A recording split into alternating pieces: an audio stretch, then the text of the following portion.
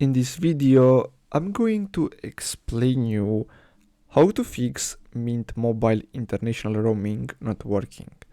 So there are a few ways to do that. So the first one that I recommend you to do is by confirming your roaming pass is active.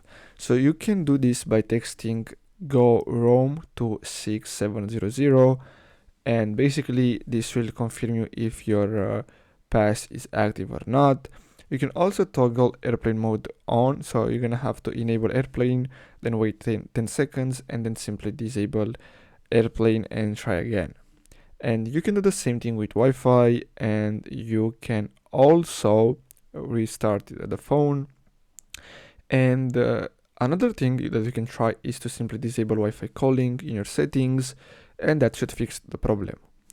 So I hope you found this video helpful. Don't forget to like and subscribe. Thanks for watching, guys.